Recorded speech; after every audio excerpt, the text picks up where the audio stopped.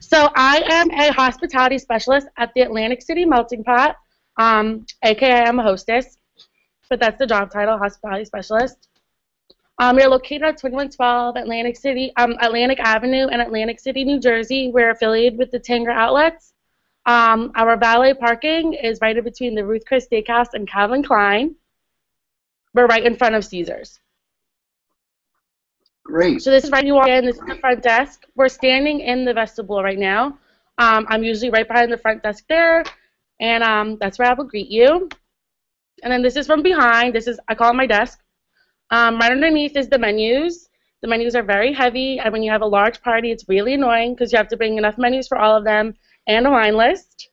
Here's the phones. You can see right there. That's like my book where I put all of where everyone's being seated, and I'm going to explain that further when I do the presentation for my project with the melting pot. So this is the wine room. This is where we keep all of our bottles of wine. This is to the right of the front desk. Everybody always makes a comment about it when they walk in. They always ask to be seated in there. You can see that it's decorated for Easter because I took it the other day. But you cannot be seated in the wine room. There's not enough room for a table. So I'm going to start from the first side of the tables. These are the VIP rooms. There are 7 tables. They each set up to 4 people. This is request only. Sometimes if somebody tells me if they're walk-in or they made a reservation online, that it's their birthday or an anniversary, and I have a table open, I will seat them in the VIP room. It's a closed door. It's very romantic. People love it. Sometimes you walk in on some stuff going on. It's kind of weird. This is table 11. This looks out onto Atlantic Avenue. This is where we hold large parties. It's a 3-burner table, so you can get up to 3 cheeses, 3 cooking styles, and 3 chocolates. It seats up to 12 people. This is requested a lot when a party has a large number. And then the 20s are right next to the VIP rooms, as we can see.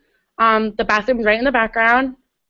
The 20s seat up to 6 people with 2 burners. There are 2 handicap tables. We're looking at table 25 now, and then 21 is right near the bathroom. That is handicap as well, so we get out of the way. People really do not like to be seated here if they don't need the handicap. People usually do request booths. And that's the same with the 30s and the 40s. They look exactly like this, but they are only 1-burner tables. They're the main artery of that's is usually seated. 31 and 35 are handicap, as I said, and they're 1-burners, and they seat up to 4 people per table. Lover's Lane is 51 through 58. This is 58. We start from the ones in the back, and then you make your way back to 5, or in this case, Lover's Lane, which ends in 8. These are 2-person tables. They're half booth. They're also very romantic. I know a lot of couples like to sit next to each other, but they might feel a little weird in the restaurant, so you're forced to sit next to each other. This is also a request that a lot of people have.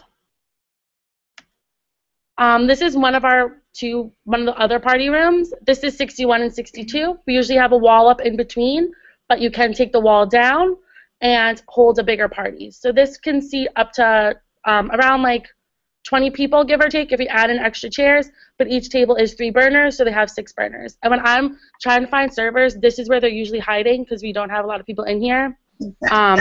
They're usually sleeping on the booths or trying to stay away from me because they'll get a table. Mary, those half seats, that must be pretty nice because you've got 2 people sitting right next to each other sharing a pot of fondue and that kind of stuff. Yeah, it's very romantic. A lot of people like it. Sometimes they say that they're a little claustrophobic, but we're about like the perfect experience. So if they don't like their table, we do our best to get them into a different table. Great. This is what it would look like if the wall was up. This is table 65.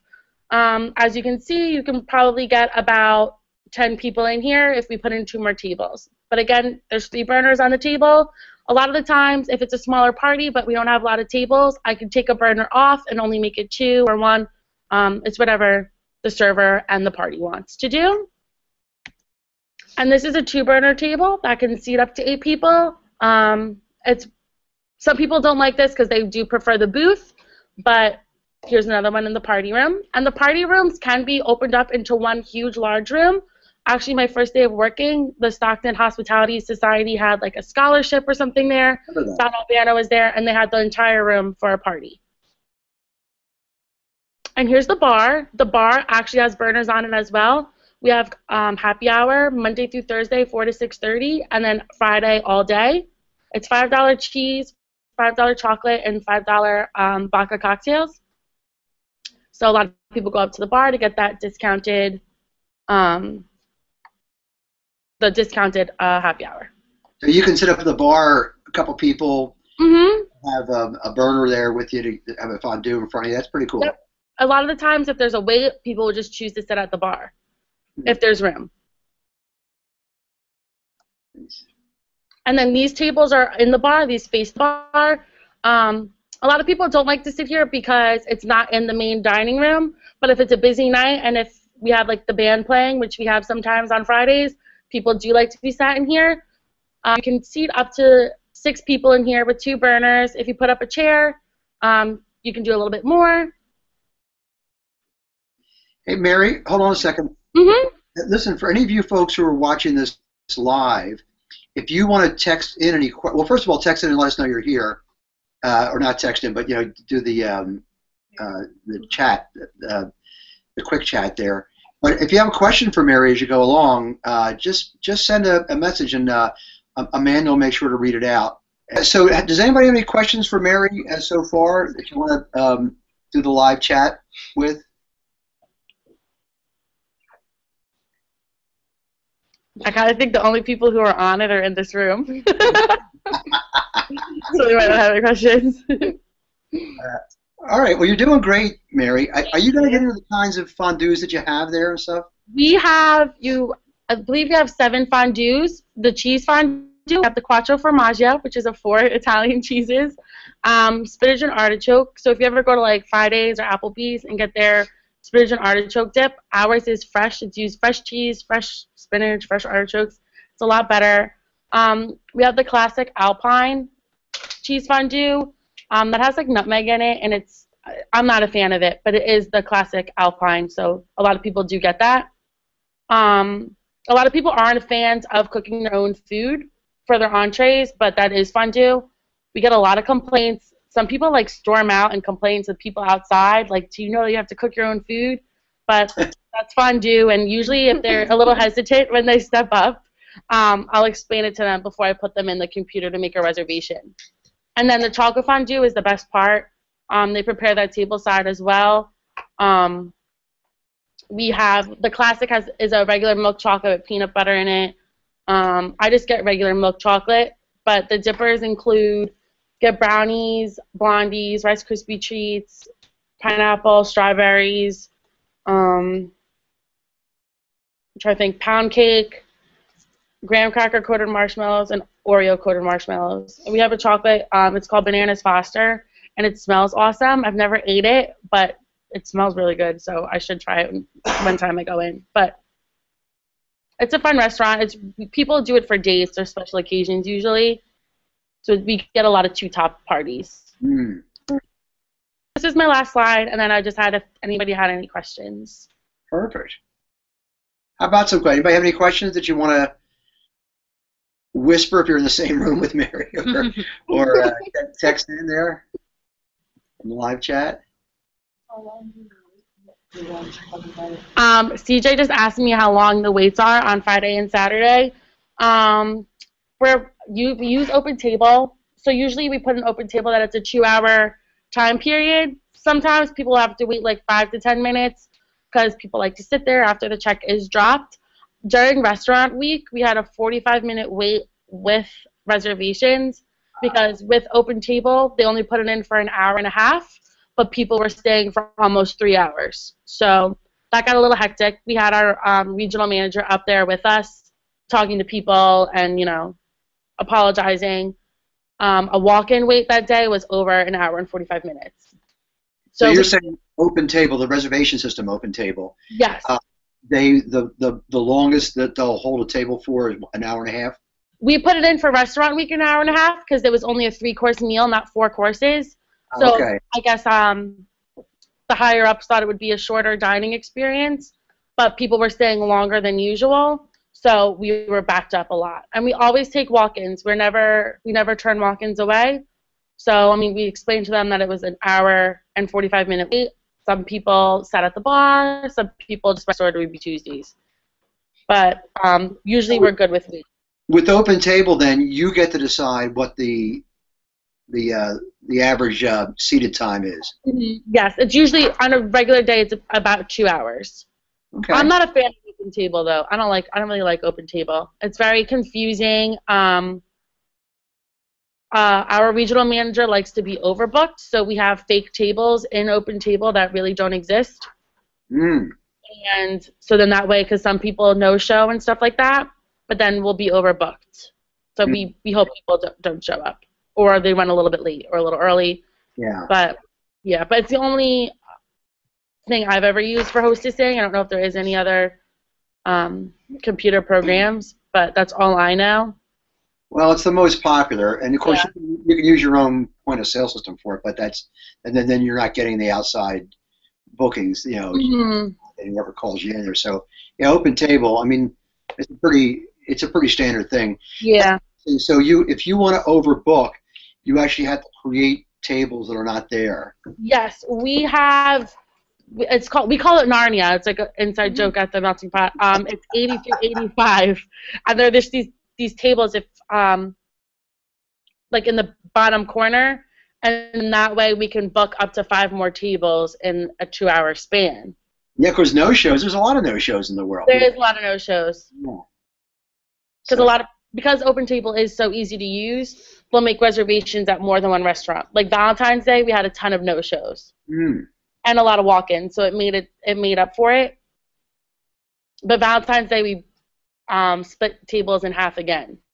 So like the bigger party room, we see only some people in the booth area, some people in the chair area. We had like a flower arrangement that split the circular tables in half, so then that way we can get more covers and accommodate more people. Nice. That's interesting. Yeah, that's an interesting way to get around the Open Table problem because a number of people just don't show up. So, well, super. And of course, I guess if you're just taking it on your own system, all you do is you don't have to create a separate, an anonymous table. You just thing there. Well, that's excellent, Mary. Nice job with that. And, Thank you. Tell us about your project a little bit. What's your project going to be? I am like the head hostess, I guess you can say. So I am in charge of running the books. So I will put who gets the table, where they're sat, and everything like that. And it's not that it's confusing, but it takes a while for people to get the hang of it. So I want to make almost a training manual to show different scenarios of who would get sat, who wouldn't get sat. Sometimes a server will get a table that just says cheese only, so you would reseat them first. You wouldn't go to the next person in the rotation. Okay. You need to make sure a server is only allowed to have up to 3 tables. If they're like a really good server, they can have up to 4, depending on how busy the night is. But we have to stay within section as well. We have pickup tables, but I like to stay in section, and I like to follow the rotation as close to possible. But if somebody has a VIP request, I need to put them into the VIP room. So the server that's next might not have a VIP room in their section, so I need to go to the next server with that VIP room in their section. So there's just a lot of rules. There's like unspoken rules too, like if you should seat the bartenders with the table or not. So I'm in the process of doing a training manual, so if there is ever new hosts to come up, they You broke up there a little bit. Yeah, people think that being a host or hostess, they think it's just you just take people to their tables, but it's you're running the restaurant floor. You're the restaurant floor manager, and it's a really important job. And I guess we've gone through about 9 students so far for the presentation, so we're getting down towards the end of that. We have people scheduled for next week, do we, Amanda? Yes, I just don't. Okay, well, we'll figure out who they are, and we'll be doing these right through to the end of the semester. we've only got a couple more with the presentations like this. What I'll do in another couple weeks, I guess, is we'll have a session where I'll answer questions on about your projects. So if you have questions about that, we'll do a webinar like this. You can ask them, and so that's terrific. Great job, everybody, and we will see you next Monday at 1 p.m. Unless you're one of the presenters, we'll see you at 12:45. Signing off.